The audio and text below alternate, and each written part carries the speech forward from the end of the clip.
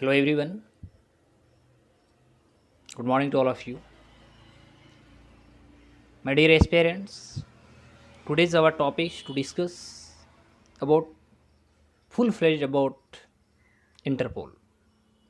तो आज का जो हमारा चर्चा का विषय होगा, जिस तरह से आप देख रहे हैं साइबर क्राइम, आप कह सकते हैं इंटरनेशनल टेररिज्म कि जिस तरह से मामला बढ़ते जा रही है, इस मामला को देखते हुए अभी वर्ल्ड में क्या करंट जो सिनेरियो है इंटरपोल का, दुनिया है, अभी जो साइबर क्राइम की जो समस्या सबसे ज़्यादा बढ़ चुकी है, चाहे वो साइबर क्राइम की मामला हो, चाहे काउंटर टेररिज्म की मामला हो, चाहे आप कह सकते हो ऑर्गेनाइज जो हमारा क्राइम होता है, पाकिस्तान के द्वारा आप अक्सर देखते हैं कि भारत में घुसपैठ कराई जाती है।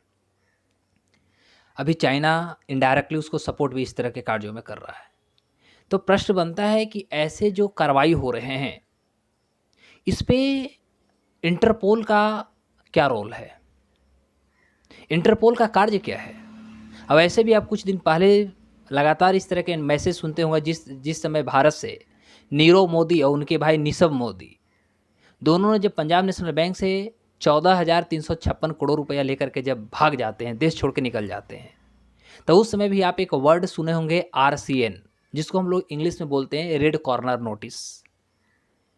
तो जो 14,356 करोड़ रुपया लेकर के जैसे नीरव मोदी भाग जाते हैं तथा उनका भाई निशम मोदी के नाम आप सुने हैं, उसके बाद इंटरपोल के यहाँ से भारत सरकार दबाव बनाती है, भारत सरकार इस तरह के रिकमेंडेशन देती है और रिकमेंडेशन देने के बाद अंततः इंटरपोल RCN लागू करता है। RCN का मतलब होता है red corner notice. Red corner notice क्या होता है उसके बाद मैं इंटरपोल पे आऊँगा। एक्चुअली रेड कॉर्नर नोटिस जो होता है, जितने भी सदस्य राष्ट्र हैं, इसके टोटल ऐसे वर्तमान में देखा जाए तो सदस्य राष्ट्रों की संख्या 194 है, 194 सदस्य राष्ट्र हैं।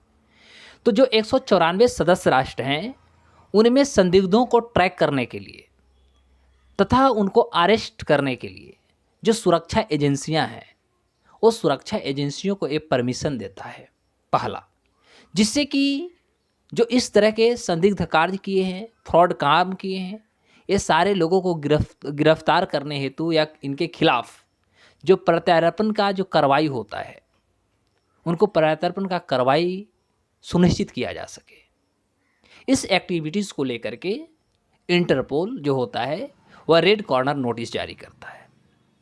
एक्चुअली इंटरपोल जो है वो अंतर्राष्ट्रीय या इंटरनेशनल जो हमारे पास टेररिज्म है, क्राइम है, तो आप कह सकते हैं कि इंटरपोल जो है एक अंतर्राष्ट्रीय आपराधिक पुलिस संगठन है, जिसे हम इंटरपोल कहते हैं। इसकी हेडक्वार्टर फ्रांस के शहर लियोन में है, जिसकी अभी वर्तमान में सदस्य राष्ट्र जो है 194 है, 194 इसके सदस्य राष्ट्र है। भारत यदि देखा जाए तो भी भारत में 75वां 75th अभी हम आज़ादी का वर्षगांठ मनाए हैं। जैसा कि भारत ने देश की स्वतंत्रता की 75 यानी 75वां वर्षगांठ समारोह के तहत न्यू दिल्ली में वर्ष 2022 में इंटरपोल की जो महासभा होगी, जो जनरल असेंबली होगी, तो 2022 में इंटरपोल के जो जनरल असेंबली होने वाले उसकी मेज़बानी करने का जो प्रस्ताव है वो भारत सरकार ऑलरेडी दे चुका है। यानी 2022 में इसकी महासभा का जो समायोजन होगा, जो सम्मेलन होगा, वह भारत के न्यू दिल्ली में होगा।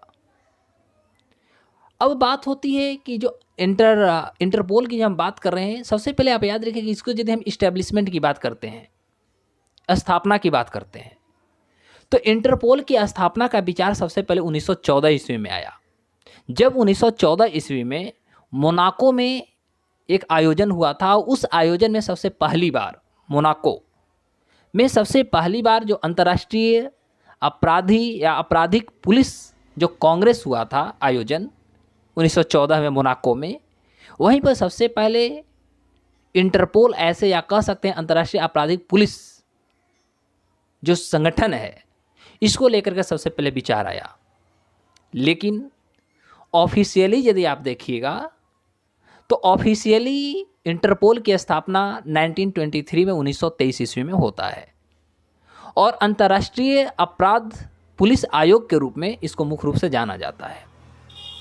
लेकिन उस समय से संगठन जिस तरह से कार्य कर रही थी, कार्य करते करते अंततः 1956 में 1956 में 1956 ईस्वी में जो हम इसको एक अंतर्राष्ट्रीय आपराधिक पुलिस संगठन जो कह रहे थे, इसको 1956 में नाम इंटरपोल रख दिया गया।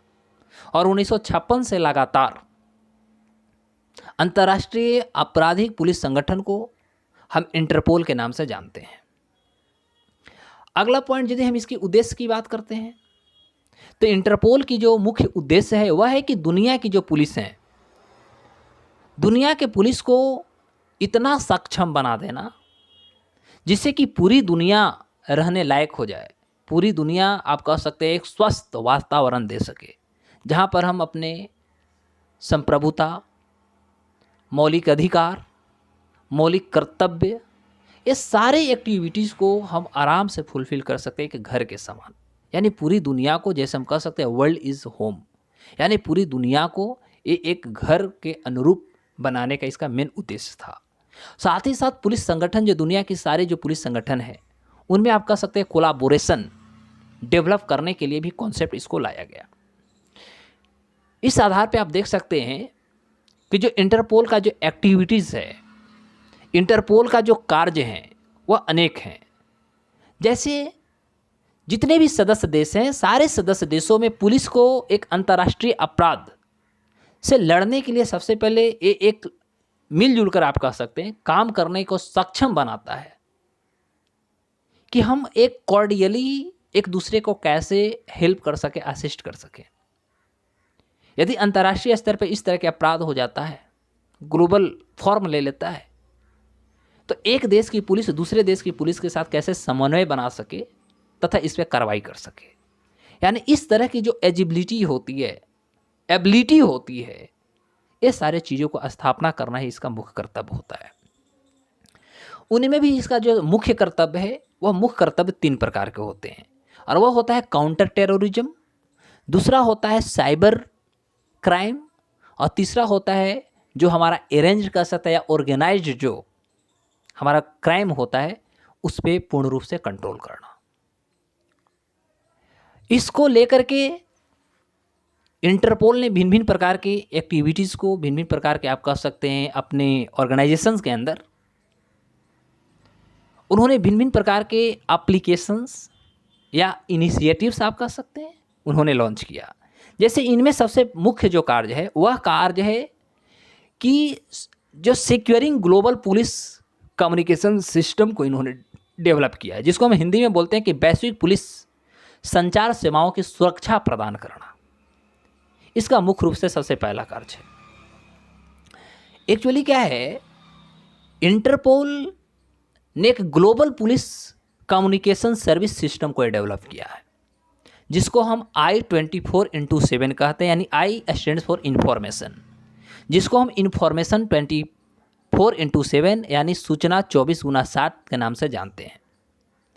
इसमें क्या होता है कि किसी भी सदस्य देश, किसी भी सदस्य राष्ट्र को यह सुरक्षित तरीके से डेटा प्राप्त करने को उपलब्धता जाहिर करता है, उसकी जमा करने की सुविधा प्रदान करता है, और सबसे महत्वपूर्ण बात होती है कि ये जो कॉन्टैक्ट ब्यूरो जो होता है या संपर्क ब्यूरो जो आप कहते हैं, तो इसको लेकर के इन्होंने संपर्क ब्यूरो LB नाम के एक प्रणाली को भी इन्होंने डेवलप किया है, इससे जोड़ दिया है। LB का मतलब होता है लियासन ब्यूरो, तो इन्होंने एक LB नाम की प्रणाली सिस्टम को इन्होंने डेवलप कर दिया इसी के संपर्क सूत्र के आधार पर, या कह सकते हैं संपर्क ब्यूरो के आधार पर, जिसका मुख्य रूप से कार्य है कि किसी भी देश के जो प्रमुख अधिकारी हैं वह LB के माध्यम से इंटरपोल के सेवाओं को आराम से प्राप्त कर सकते हैं। दूसरा इसका जो सबसे महत्वपूर्ण बात होती है वह होता है कि जो वैश्विक जो अपराध होते हैं, यानी जिसको हम ग्लोबल जो क्रिमिनल या लिज्म कह सकते हैं या क्राइम जो कह सकते हैं, तो जो ग्लोबल क्राइम्स होते हैं उनके खिलाफ एक नोटिस जारी करता है, जो जिसमें हमने अभी रेड कॉर्नर नोटिस भी बताया। तो इंटरपोल भी वही करता है जो एक अंतर्राष्ट्रीय सूचना प्रणाली के तहत की जाती है। तो सबसे पहले इंटरपोल जो है, इंटरपोल भी अंतर्राष्ट्रीय सेवाओं की एक प्रणाली के माध्यम से, एक सिस्टम के माध्यम से जितने भी हीनस क्राइम होते हैं, जिसको हिंदी में हम बोलते हैं अपराध, में जघन्य अपराध। तो जो जघन्य अपराध से जो संबंधित होता है उनकी डेटा को ये सबसे पहले स्प्रेड करता है, फैलाता है। सदस्य देशों के जो रिक्वेस्ट होता है, अनुरोध होता है, अनुरोध के आधार पर इंटरपोल जो है अपने जो जनरल असेंबली उसकी है या जनरल सेक्रेटरीट कह सकते हैं, उसकी जो महासभा है, उसके संगठन में मुख्य रूप से 4 भाषा होती है।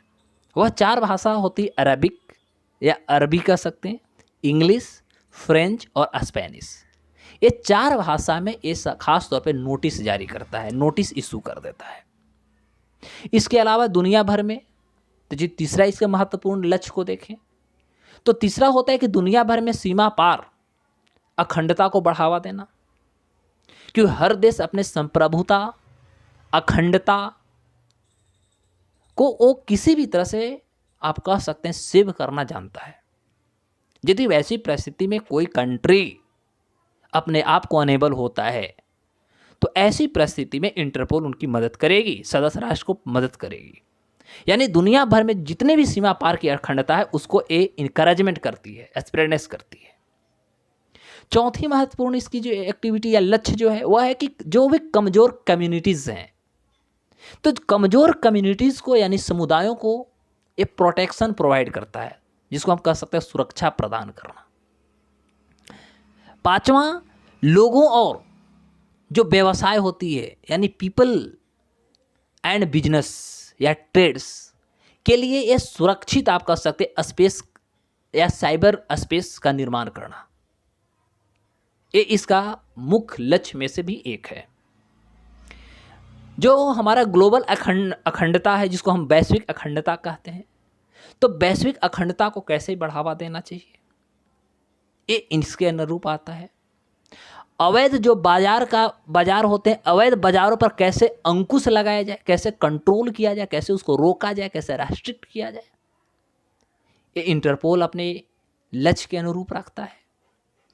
पर्यावरण और सुरक्षा की यदि हम बात करते हैं तो पर्यावरण सुरक्षा और स्थिरता के समर्थन करने के लिए भिन्न भिन्न प्रकार के जो स्टेप्स लिए जा सकते हैं, कदम उठाए जा सकते हैं, वे भी कदम इंटरपोल के द्वारा उठाया जा सकता है।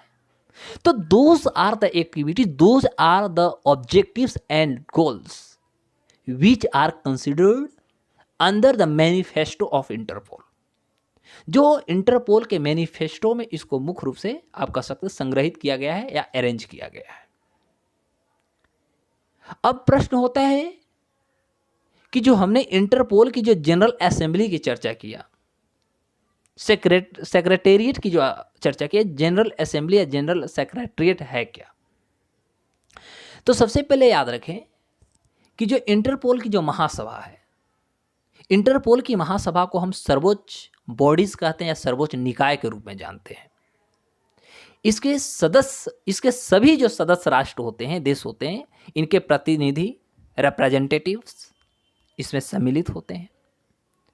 दूसरी खास बात होती है कि संबद्ध राष्ट्रों की जो गतिविधियां होती हैं या इससे रिलेटेड जितनी भी नीतियां का निर्माण होता है, तो गतिविधियां और नीतियां दोनों पर वोट करने के लिए इंटरपोल की जो महासभा है, इंटरपोल की महासभा हर साल लगभग 4 दिनों का इस समिट करती है, 4 दिनों का एक कॉन्फ्रेंस करती है, मीटिंग करती है।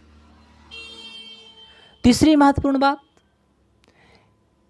को जो ड्यूरेशन चलता है, जो मीटिंग का 4 दिन का लगभग ड्यूरेशन जो चलता है प्रत्येक साल, उसके दौरान प्रत्येक देश चाहे वो अपना एक प्रतिनिधि भेजे या एक से अधिक प्रतिनिधियों का भेजे, यानी हर सदस्य राष्ट्रों का प्रतिनिधि को सम्मिलित होना जरूरी होता है।